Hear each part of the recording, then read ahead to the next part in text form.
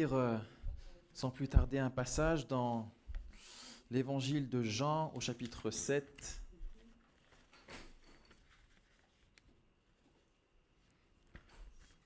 Jean chapitre 7,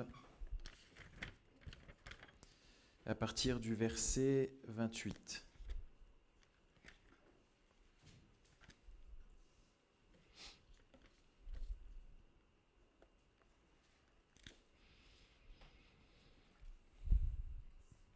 Et Jésus, enseignant dans le temple, s'écria : « Vous me connaissez et vous savez d'où je suis. Je ne suis pas venu de moi-même, mais celui qui m'a envoyé est vrai, et vous ne le connaissez pas. Moi, je le connais, car je viens de lui, et c'est lui qui m'a envoyé. » Il cherchait donc à se saisir de lui, et personne ne mit la main sur lui, parce que son heure n'était pas encore venue. Plusieurs parmi la foule crurent en lui, et ils disaient : « Le Christ, quand il viendra, fera-t-il plus de miracles que n'en a fait celui-ci » Les pharisiens entendirent la foule murmurant de lui ces choses. Alors les principaux sacrificateurs et les pharisiens envoyèrent des huissiers pour le saisir. Jésus dit : « Je suis encore avec vous pour un peu de temps, puis je m'en vais vers celui qui m'a envoyé. Vous me chercherez et vous ne me trouverez pas, et vous ne pouvez venir où je serai. » Sur quoi les Juifs dirent entre eux : « Où ira-t-il, que nous ne le trouverons pas ? Ira-t-il parmi ceux qui sont dispersés chez les Grecs et enseignera-t-il les Grecs ? Que signifie cette parole qu'il a dite ? Vous me chercherez et vous ne me trouverez pas, et vous ne pouvez venir où je serai. » Le dernier jour, le grand jour de la fête, Jésus, se tenant debout, s'écria : « Si quelqu'un a soif, qu'il vienne à moi et qu'il boive. Celui qui croit en moi, des fleuves d'eau vive couleront de son sein, comme dit l'Écriture. » Il dit cela de l'Esprit que devaient recevoir ceux qui croiraient en lui, car le Saint-Esprit n'avait pas encore été donné, parce que Jésus n'avait pas encore été glorifié. Des gens de la foule ayant entendu ces paroles disaient : « Celui-ci est vraiment le prophète. » D'autres disaient : « C'est le Christ. » Et d'autres disaient : « Est-ce bien de la Galilée que doit venir le Christ ? L'Écriture ne dit-elle pas que c'est de la postérité de David et du village de Bethléem, où était David, que le Christ doit venir ? » Il y eut donc, à cause de lui, division parmi la foule. Quelques-uns d'entre eux voulaient le saisir, mais personne ne mit la main sur lui.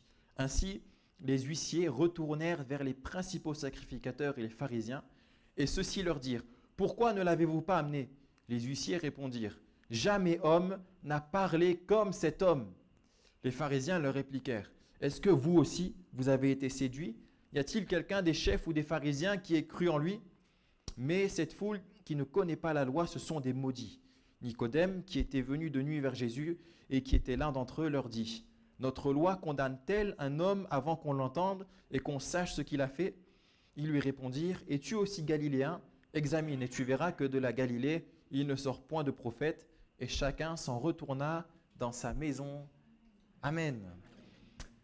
Alléluia.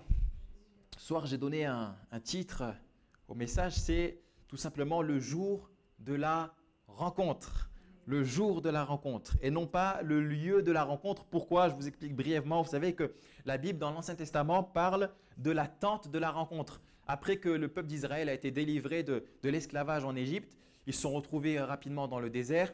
Et dans le désert, il y avait donc la tente de la rencontre. Il devait dresser une tente. Et dans cette tente, l'homme allait à la rencontre de Dieu et Dieu rencontrait l'homme. Dieu rencontrait ses serviteurs. Dieu rencontrait, c'est là notamment que Moïse, entre autres, a pu Dieu voir face à face. C'est là que Dieu a parlé à Moïse comme un homme parle à son ami. C'était dans la tente de la rencontre. Il y avait vraiment un lieu bien précis, un lieu défini. Et c'était dans ce lieu-là qu'il y avait la communion avec Dieu et nulle part ailleurs.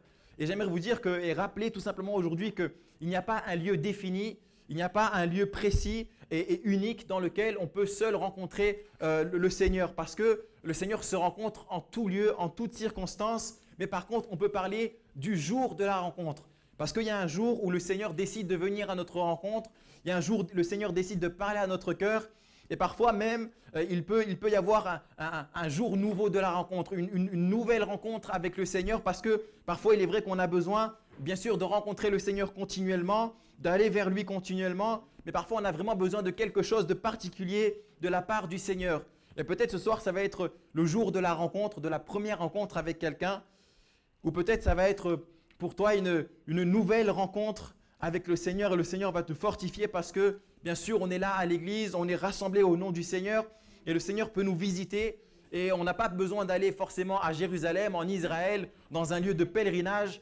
On est là dans un lieu très simple et dans ce lieu simple, le Seigneur peut se glorifier de la même manière qu'il peut se glorifier en Israël. Parce qu'aux yeux de Dieu, le lieu étant dans la nouvelle alliance, l'alliance de la grâce, le lieu n'a que peu d'importance. L'important, c'est notre foi, notre état de cœur. Et là, qu'on soit à l'église, à la maison, le Seigneur voit nos cœurs et il est capable de nous rencontrer. Alléluia. Alors, dans ce texte qu'on a lu, pour vous mettre un petit peu le contexte, dans Jean chapitre 7 et d'ailleurs le chapitre 8 aussi, Jésus, les disciples et tous ceux qui sont là à ce moment-là, ils sont dans un moment un peu particulier. Ils sont dans ce qu'on appelle la fête des tabernacles. Donc c'était une des fêtes principales des Juifs. Il y avait donc forcément la fête de la Pâque, puis la fête de la Pentecôte. Et la troisième plus importante, donc, c'était donc celle-ci, la fête des tabernacles, puisqu'il nous est dit dans les premiers versets de ce chapitre que la fête des Juifs, la fête des tabernacles approchait. Et donc la fête des tabernacles, elle était associée à une récolte abondante qui se faisait à ce moment-là, mais elle était aussi présente pour que le peuple d'Israël, pour que les Juifs se souviennent de ce moment où ils étaient dans le désert et où ils étaient nomades dans le désert. Ils vivaient sous des tentes dans le désert pour aller jusqu'au pays promis. C'était un moment où ils n'étaient pas forcément dans un très très bon confort. Ils vivaient dans des tentes. Et donc la fête des tabernacles, et c'était le moment donc, où le peuple juif était donc à ce moment-là ici en Israël. Il devait se rappeler de ce moment dans le désert et donc il devait sortir les tentes. Si on était en Israël à ce moment-là, on aurait vu quelques tentes sur les toits, dans les rues, autour du temple. Et donc vraiment il se rappelait de ce moment-là. Et donc Jésus à ce moment-là quand il parle, quand on a lu ce passage, c'est au moment de la fête des tabernacles. Et donc avant que ce moment-là arrive, avant qu'il y ait la fête des tabernacles, avant que Jésus ne parle comme il a parlé, il nous est dit dans les premiers versets du chapitre 7 que Jésus, il était en Galilée et il ne voulait pas séjourner en Judée parce qu'il craignait que les Juifs le tuent parce que les Juifs cherchaient à le faire mourir. Donc, quelque part, il voulait éviter le nid, on va dire, entre guillemets. Il ne voulait pas aller là où il se trouve la grande concentration de Juifs en Judée. Donc, c'est pour cela qu'il était à l'écart, en Galilée. Et lorsque ses frères l'ont encouragé à aller à la fête, il leur a dit d'y aller, mais lui, ce n'était pas son temps. Donc, en lisant les versets suivants, on se rend compte que le Seigneur y est allé. Il n'y est pas allé publiquement, il y allait comme c'est écrit secrètement.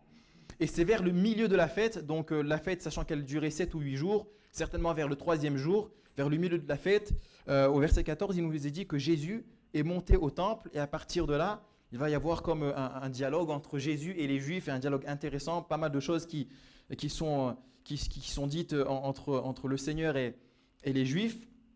Et ce qui nous intéresse, c'est à partir du verset 28, donc là on a commencé la lecture, et il nous est dit qu'à un certain moment donné, il est question des huissiers qui avaient été envoyés par les principaux sacrificateurs et par les pharisiens pour saisir Jésus, pour prendre Jésus, pour que Jésus arrête de faire ce qu'il fait, pour que Jésus arrête de prêcher. Les Juifs en avaient marre de Jésus et ils voulaient vraiment se saisir de Jésus, et pour cela, ils ont envoyé donc les huissiers. Et au verset 31, d'ailleurs, on peut comprendre quand on se met au niveau à leur position, pour quelles raisons ils en ont marre un petit peu de Jésus. Au verset 31, il nous est dit « Plusieurs parmi les foules crurent en Jésus, et ils se disaient même, le Christ, quand il viendra, fera-t-il plus de miracles que n'en a fait celui-ci » Donc beaucoup se sont vraiment mis à croire en Jésus, et se sont dit « Mais est-ce que c'est possible que quelqu'un fasse de choses plus glorieuses que lui ?» Puisque ce qu'il fait est absolument merveilleux, magnifique, ce qu'il dit est plein de sagesse, plein de bon sens. Comment serait-il possible que quelqu'un vienne après lui et soit plus grand, plus puissant, plus glorieux que lui? C'est dans ce sens-là qu'il disait, le Christ, quand il viendra, fera-t-il plus de miracles que n'en a fait celui-ci s'il y en a un autre après lui? Et donc ces gens-là, vraiment convaincus que Jésus est le Christ, le Messie, mettent leur foi pleinement en lui. Et voyant cela, les pharisiens donc, vont faire appeler, les pharisiens et les principaux sacrificateurs vont appeler les huissiers pour qu'ils se saisissent de Jésus. Et j'aimerais qu'on s'arrête quelques instants sur ces fameux huissiers qui sont venus s'arrêter qui sont venus saisir le Seigneur. En fait, les huissiers, à ce moment-là, dans la Bible, les huissiers, ce sont simplement des Lévites, donc des personnes qui sont chargées du sanctuaire, ils devaient prendre soin du sanctuaire, ils travaillaient vraiment dans le sanctuaire, c'était leur travail, leur emploi. Et donc, on peut s'imaginer qu'en tant que lévites, en tant que serviteurs dans le temple, ils avaient leur routine, ils avaient leurs habitudes, tout était bien fait. Et donc, quand on leur demande d'aller se saisir là de Jésus, ça faisait partie aussi de leur travail parce qu'ils devaient aussi gérer lorsqu'il y avait des querelles religieuses. Et donc, on leur demande d'aller prendre Jésus. Et quand on se met à leur place à ce moment-là, certainement qu'ils ne savaient pas ce qui allait se passer. Ils ne savaient pas ce que le Seigneur allait dire à ce moment-là. Et ils ne savaient pas ce qui allait se passer dans leur cœur. Pour eux, ils allaient vers Jésus pour le saisir et le ramener donc auprès des pharisiens et des principaux sacrificateurs. C'était ce qui était prévu. Mais il y avait un plan que Dieu avait prévu. Et ce plan-là allait passer au-dessus du plan des hommes. Puisqu'on voit donc les huissiers qui vont vers le Seigneur. Et il nous a dit au verset 37, le Seigneur va donner une parole bien particulière. Et les huissiers vont entendre, donc les Lévites vont entendre cette parole. Il nous est dit, le dernier jour, le grand jour de la fête, Jésus se tenant debout s'écria. Et il faut savoir que le dernier jour de la fête, c'est le jour le plus important parce que c'est là que tout le peuple est rassemblé en grand nombre. Donc là, il y a vraiment énormément de personnes, la foule est rassemblée. Et Jésus va s'écrier. On voit qu'il y a dans le cœur de Jésus une parole forte, une parole qui résonne en lui. Et il faut que cette parole retentisse. Il faut qu'un maximum de personnes l'entendent. Il va s'écrier en disant, si quelqu'un a soif, qu'il vienne à moi et qu'il boive. Alléluia. Jésus va s'adresser à cette foule, à chaque personne de cette foule. Il va leur dire, si vous avez soif, venez à moi et buvez. Et je crois que beaucoup de personnes à ce moment-là, si le Seigneur s'est écrié, si le Seigneur a parlé avec autant de force, avec autant de conviction, si le Seigneur a dit cette parole, c'est parce que beaucoup à ce moment-là avaient besoin d'entendre cette parole. Beaucoup avaient besoin d'être abreuvés intérieurement. Et peut-être qu'il y a au milieu de nous quelqu'un, voire plusieurs personnes qui auraient besoin de boire à la source d'eau vive qu'est le Seigneur. Et j'aimerais peut-être dire à quelqu'un, si tu as soif, viens à Jésus. Bois à cette source, bois à ce torrent et tu seras rafraîchi. Alléluia. Tu seras rafraîchi. J'aimerais lire ce verset. Ne cherchez pas, je vais vous le lire. Qu'on trouve dans Ésaïe, le livre d'Ésaïe, chapitre 12, verset 3. Il est dit ceci. Vous puiserez de l'eau avec joie aux sources du salut. Alléluia. Vous puiserez. Pour celui qui puise, il sera dans la joie et il sera sauvé. Alléluia. Alors peut-être, j'aimerais poser cette question à quelqu'un. De quoi as-tu soif? Tellement de choses que le cœur de l'homme voudrait recevoir, que le cœur de l'homme aimerait recevoir. De quoi as-tu soif? Si tu as soif d'amour, j'aimerais te dire que Jésus a de quoi te donner tout l'amour dont ton cœur a besoin. Parce que c'est vrai que parfois l'être humain peut être amené à rejeter un autre être humain et on peut vivre donc le rejet, on peut vivre le mépris, on peut vivre toutes sortes de méchanceté de la part des hommes. Mais j'aimerais te dire que tu ne vivras jamais ces choses de la part du Seigneur. Si tu viens à Jésus alors que tu recherches l'amour, alors que tu as soif d'amour, cet amour-là, tu vas le trouver et tu n'en seras pas déçu. Alléluia. Si tu as soif de paix, cette paix-là, le Seigneur est capable aussi de te l'apporter. Parce qu'il dit lui-même, il est le prince de la paix. La Bible dit qu'il est la source de la paix. Alléluia. Et si tu es dans l'inquiétude, dans l'angoisse, la paix du Seigneur peut être accordée si tu viens à lui. Et si tu t'abreuves à ses pieds, tu vas être rempli de cette paix. Et peu importe de quoi tu as soif, le Seigneur a tout entre ses mains pour pourvoir aux besoins de ton cœur, aux besoins spirituels, à tes besoins intérieurs. Alléluia. Et ces choses-là, il n'y a que le Seigneur qui peut le faire. Parce que c'est vrai que, en ce qui concerne les besoins matériels, physiques, le Seigneur est capable bien sûr de pourvoir à ces choses-là. Mais dans ce domaine-là, on peut assez facilement, entre guillemets, se dépatouiller. On peut essayer par nous-mêmes de régler les problèmes. Mais en ce qui concerne les besoins intérieurs, il n'y a vraiment que le Seigneur qui peut répondre à ces besoins. Et parfois, le Seigneur peut permettre des situations compliquées pour qu'on puisse s'arrêter, comme c'est écrit, arrêtez et sachez que je suis Dieu. Parfois, quand on est dans notre routine, on est pris dans notre vie par notre travail, par notre famille et par toutes sortes de responsabilités qui sont là, des choses légitimes, des choses qui font qu'on en oublie le Seigneur. On s'occupe de notre vie, les autres peut-être s'occupent aussi de nous, prennent soin de nous, mais on oublie qu'il y a le Seigneur, on oublie que Dieu est présent et qu'il faut aussi lui demander sa grâce et qu'il est capable, là où les hommes ne peuvent pas intervenir, lui, il est capable d'intervenir. Et je disais donc que le Seigneur, je crois qu'il est capable aussi par moments de permettre des situations compliquées pour qu'on puisse se rappeler qu'il est là, qu'il est dans les cieux et qu'il a son trône dans le ciel, qu'il a tout pouvoir et il fait ce qu'il veut.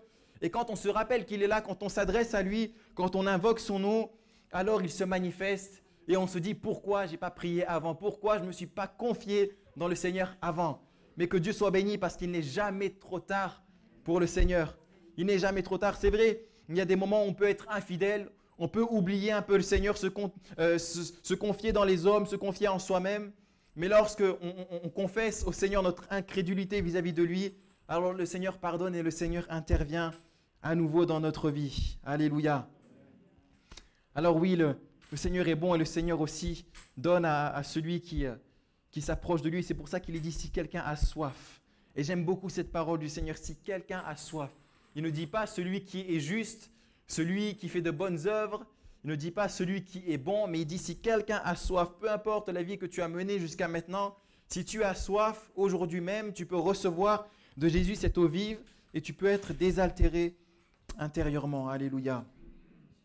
Et puis il continue en disant, celui qui croit en moi, des fleuves d'eau vive couleront de son sein, comme dit l'Écriture.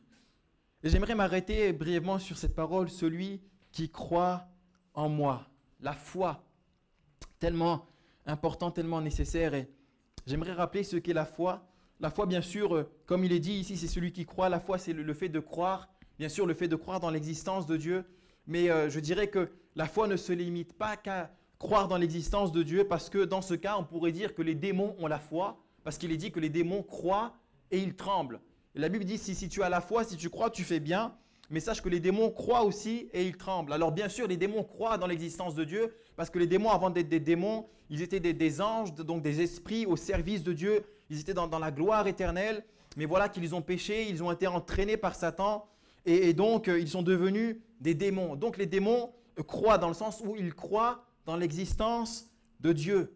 Et j'aimerais dire que c'est vrai que la foi, c'est en partie croire dans l'existence de Dieu. Et beaucoup sur cette terre diront, moi j'ai la foi, moi je crois, mais ça ne va pas plus loin.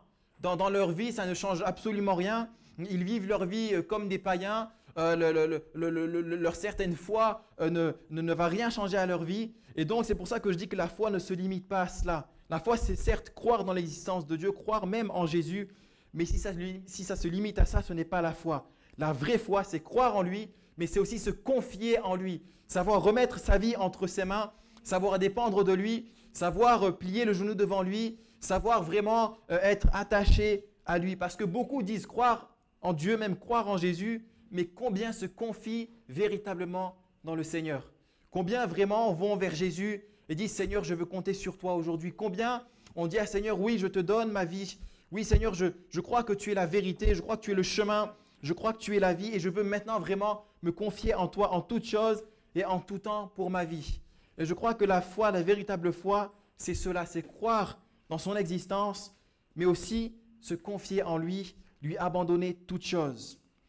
Et la Bible dit justement celui qui croit, celui donc qui met aussi sa confiance en lui, des fleuves d'eau vive couleront de son sein. Alléluia. Comme dit l'Écriture. Ce qui veut dire que non seulement c'est une parole de Jésus, mais Jésus s'appuie sur une promesse qui est déjà écrite, sur une promesse de Dieu. Donc il y a toutes les raisons de croire que cette parole est vraie et que cette parole s'accomplit dans la vie de celui qui croit dans le Seigneur. Si tu crois en Jésus, parce que Jésus a dit, celui qui croit en moi, alors tu verras ces fleuves d'eau vive, parce que la parole de Dieu le dit, Jésus lui-même le dit. Alors viens à Jésus, crois en lui, et tu verras ton cœur sera comblé. Alléluia. Tu seras dans une joie parfaite, tu seras dans une paix incomparable. Alléluia. Et rien ne pourra te déstabiliser, rien ne pourra te faire chanceler. Alléluia. Parce que si le Seigneur est ton appui, alors quel vent pourra te faire chanceler? Alléluia. Et une autre parole importante, le verset suivant nous parle donc du fait que dans cette parole, il est question de l'Esprit que devaient recevoir ceux qui croiraient en lui, car le Saint-Esprit n'avait pas encore été donné, parce que Jésus n'avait pas encore été glorifié. Donc il est vrai que quand on est rempli du Saint-Esprit, quand le Seigneur nous accorde son Esprit, et lorsqu'il le fait en abondance, parce que la Bible dit qu'il ne nous donne pas son esprit avec mesure, ce qui veut dire qu'il le donne abondamment, largement. Et quand il le fait, alors oui, on est comblé, ces fleuves d'eau vive jaillissent de notre cœur, mais pour le vivre, il a fallu que Jésus soit donc glorifié. Tant que Jésus n'avait pas été glorifié, le Saint-Esprit n'aurait pas pu être répandu. Et bien sûr, avant que Jésus soit glorifié, il fallait que Jésus soit ressuscité. Et pour que Jésus soit ressuscité, il fallait que Jésus meure. Et pour que Jésus meure, il fallait que Jésus vienne sur la terre. J'aimerais rappeler très simplement que Jésus est venu sur la terre des hommes, sur cette terre de souffrance, sur cette terre de misère. Il a partagé nos souffrances, il a connu les souffrances humaines, il s'est humilié dans un corps humain comme un serviteur, comme un simple homme. Mais Jésus est même allé jusqu'à la mort de la croix. Il est mort à la croix, il a porté nos péchés, nos souffrances, son sang a coulé. Mais ça ne s'arrête pas là, puisque la Bible dit clairement que Jésus est ressuscité au 3e jour. Et quelques jours après, le Seigneur est monté à la droite de Dieu, il a été glorifié. Et grâce à chacune des choses que le Seigneur a vécues, chacune de ces choses que le Seigneur a accomplies, alors le Saint-Esprit a pu être déversé. Et c'est pour cette raison qu'encore aujourd'hui, le Saint-Esprit peut être déversé et que donc aujourd'hui des hommes et des femmes peuvent connaître la plénitude, une joie parfaite, une paix parfaite, un amour parfait. Parce que Jésus donc est glorifié. Alléluia. Et son esprit, il le répand et il le donne. Il est question dans la Bible de l'effusion du Saint-Esprit. Un terme fort qui nous montre que le Seigneur ne donne pas le Saint-Esprit en nous donnant quelques gouttes ou un petit ruisseau, un petit fleuve, mais c'est l'effusion du Saint-Esprit. Alléluia. Et donc, je reviens au texte et plus précisément à ces huissiers, qui, je rappelle, ces hommes qui sont en fait des Lévites qui ont cette charge-là de s'occuper des querelles religieuses. Donc les huissiers ont entendu cette parole magnifique du Seigneur. Si quelqu'un a soif, qu'il vienne à moi et qu'il boive, etc. Et donc ils s'en retournent vers les principaux sacrificateurs et les pharisiens sans le Seigneur. Ils auraient dû attraper Jésus, ils auraient dû se saisir de Jésus, mais bouleversés par la présence et par la parole de Jésus, alors ils ne vont pas faire ce qui était convenu. Ils ne vont même pas se soumettre à l'autorité religieuse parce que c'était les principaux sacrificateurs qui étaient à la tête de la religion juive et c'était d'eux que venait cet ordre. Et donc les Lévites, tellement bouleversés, ne vont pas écouter l'ordre des principaux sacrificateurs, ce qui montre à quel point la parole de Jésus a été pour eux vraiment une parole percutante. Et ils ont dit eux-mêmes, pourquoi, donc quand c'est les principaux sacrificateurs qui leur ont posé cette question, pourquoi ne l'avez-vous pas amené ? Et là, les huissiers vont répondre, jamais homme n'a parlé comme cet homme. Aucun homme n'a parlé comme Jésus a parlé. C'est ce qu'ils vont dire aux principaux sacrificateurs. Les paroles qui sortaient de la bouche de Jésus sont incomparables. Les paroles qui sortaient de la bouche de Jésus sont des paroles tellement puissantes, tellement pleines d'amour. On ne pouvait pas le saisir. Lui le saint, lui le juste, lui celui qui est venu pour nous sauver. Comment saisir cet homme-là? Comment le prendre et vous l'amener? Ils se sont retrouvés là, bouleversés par la parole du Seigneur et ils ont proclamé comment, avec jamais homme n'a parlé comme cet homme. Et c'est là qu'on voit que le Seigneur est capable de bouleverser les plans pour amener justement sa volonté et pour amener son plan.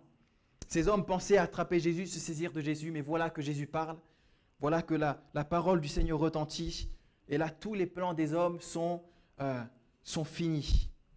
Et ça me fait penser à, rappelez-vous, Saul de Tarse, lorsque il est en direction de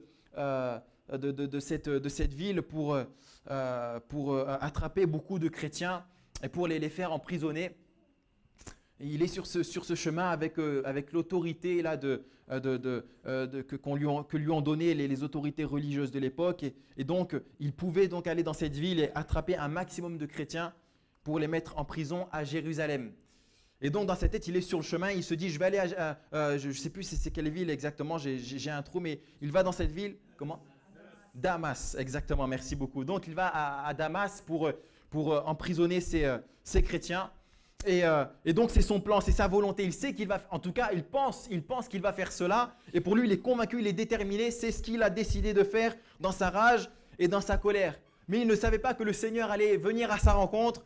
La lumière est venue alors que la Bible nous dit qu'il s'approchait de Damas. La lumière est venue, elle a resplendi Et donc, à ce moment-là, il est tombé à terre, il est tombé même aveugle. Et le Seigneur a arrêté ses plans pour qu'il se révèle à lui et pour que l'âme de Saul, qui est devenu Paul, pour qu'il soit sauvé. Le Seigneur sait arrêter nos plans. Le Seigneur sait arrêter nos plans pour se glorifier et pour nous amener dans sa volonté et dans ses voies. Et heureusement que le Seigneur sait faire ces choses. Heureusement que parfois le Seigneur sait nous arrêter parce que parfois on est dans un chemin qui nous amène vers notre propre destruction. On est dans un chemin qui nous amène vers des souffrances. Et si le Seigneur ne nous arrêtait pas, alors on subirait et on vivrait beaucoup de malheur. Mais Dieu dans sa bonté sait aussi nous arrêter pour qu'on puisse nous soumettre pleinement à lui. Et c'est ce que le Seigneur donc a fait dans la vie de ces huissiers. Remarquez qu'il n'y a pas eu de miracle en soi, il n'y a pas eu de guérison, de prodige. Les huissiers n'ont pas vu de délivrance. Il n'y a rien de, entre guillemets, spectaculaire, même si bien sûr on sait que le Seigneur ne fait rien dans le but d'être spectaculaire. Mais il n'y avait rien de frappant. C'était juste la parole du Seigneur. Mais la parole du Seigneur, elle est puissante. Tellement puissante que les cœurs peuvent être bouleversés et que les plans des hommes peuvent changer. Alléluia. Et la dernière chose qui a attiré mon attention et que j'aimerais partager avec vous, c'est que dans ce texte, on voit que sur la vie de Jésus, et c'est pas vraiment en lien sur ce que je viens de dire avant, mais je tenais quand même à apporter ce point qu'on voit dans ce texte, c'est que on voit qu'il y a sur la vie de Jésus une protection divine parce qu'à plusieurs reprises, certains veulent le saisir, mais il ne se passe rien de ce qui avait été décidé. Par exemple, au verset 1er, on voit à ce moment-là que c'est Jésus de lui-même qui s'éloigne, puisqu'il nous est dit, comme je vous l'avais dit au début, Jésus parcourait la Galilée parce qu'il ne voulait pas séjourner en Judée de peur qu'on l'arrête et qu'on le fasse mourir. Donc là, c'est Jésus de lui-même qui va fuir ces personnes. Mais regardez ce qu'il est dit au verset 30. Il cherchait donc à se saisir de lui et personne ne mit la main sur lui parce que son heure n'était pas encore venue.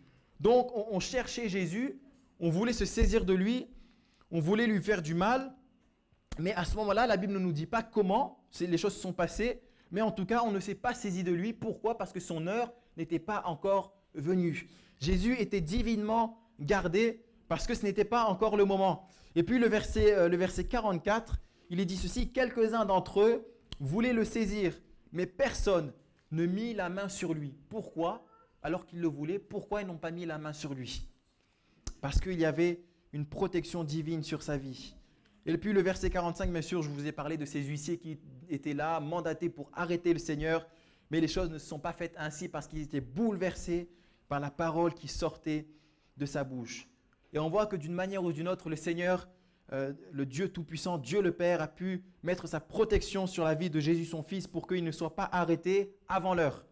Et rappelez-vous d'ailleurs à ce sujet, quand on a voulu jeter Jésus du haut d'une falaise, il nous est dit que Jésus est passé au milieu et qu'ensuite il a pu échapper. C'est quand même extraordinaire. La foule était là, beaucoup voulaient le jeter par-dessus la falaise. Et donc Jésus était vraiment seul contre tous. Et comment se fait-il que Jésus a pu passer au milieu de tout le monde comme si de rien n'était, alors qu'on savait qui il était à ce moment-là, on savait que c'était lui qu'il fallait jeter par-dessus la falaise. Comment se fait-il qu'il a pu passer, semblerait-il, incognito ?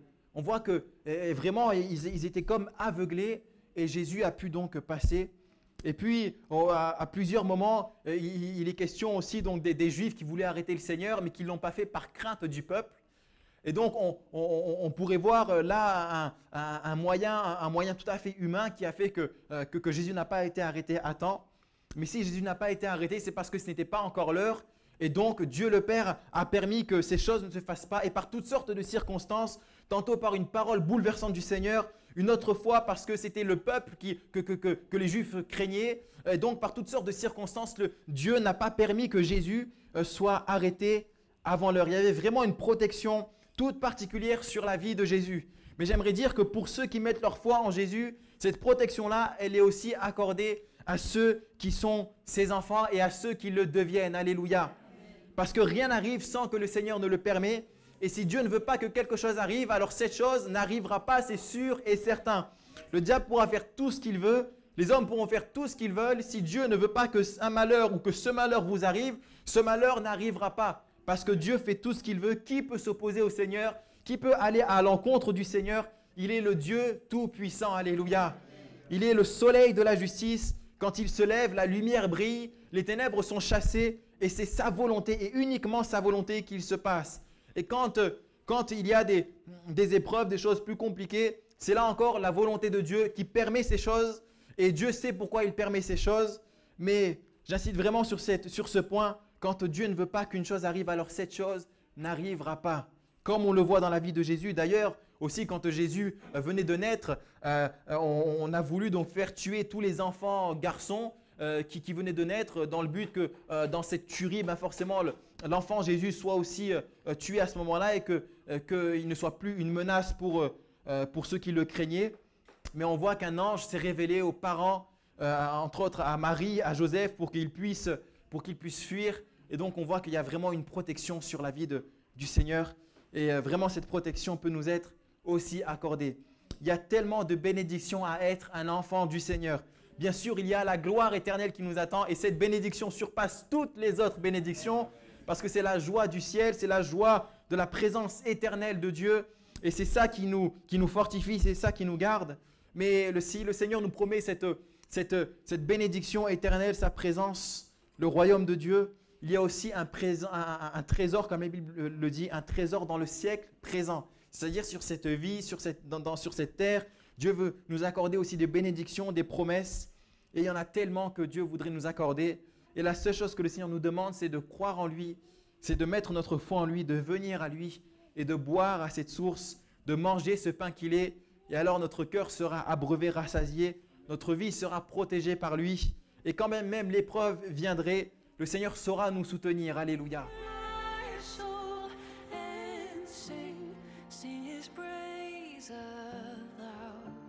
Sing his praise aloud. Oh, wake my soul and sing his praise aloud.